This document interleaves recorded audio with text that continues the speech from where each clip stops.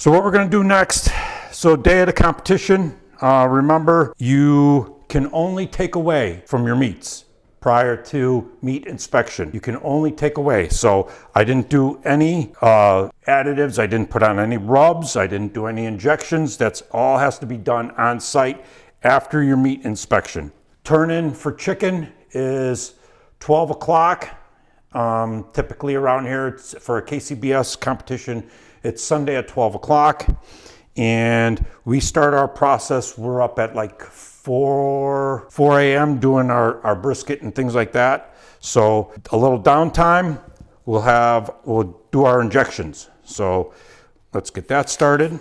So for the injection, what we like to do is I do half water, so that's 8 ounces. And then what I got is I have bone broth, but I have the low sodium bone broth. So this is done primarily with the bones of the chicken. Okay, so that gives us 16 ounces of liquid. And for our injections today, we are going to use Butcher's Barbecue, the Bird Booster honey flavor. Oh, look at that. We got 1 scoop in there.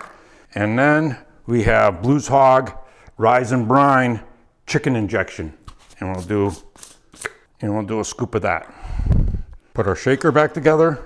Chicken is a mess because you're just scraping fat and bones and things going everywhere. So I like to get that nice and mixed, and that would be done ahead of time. Another thing trick that I picked up, and I'm trying to remember who, must have been one of many barbecue videos that I watched, is you get these disposable injectors. This is for livestock, and it's Jeffers.com. You get these here, cheap, disposable, and then I get the stainless steel needles. So these here are 16 gauge, 1.5 inches long. I go for chicken and ribs, I go with the smaller gauge because it's just a delicate meat and you just want a little bit. So it just locks in there like that, and you're done. That's it.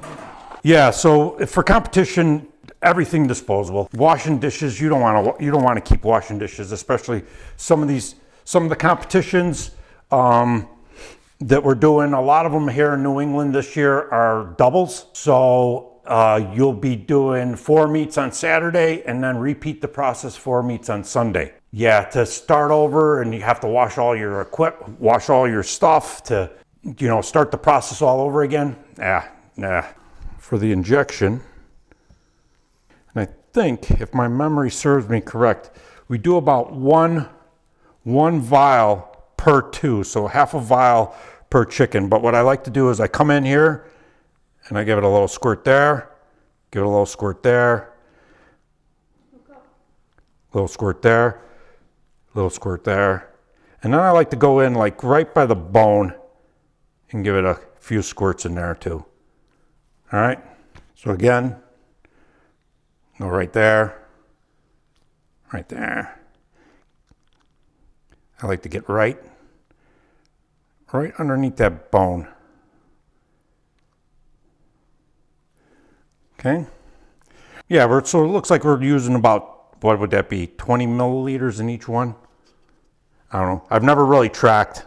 I just know so many squirts this side, so many squirts that side. So like I said, I do this pretty early morning before turn-in.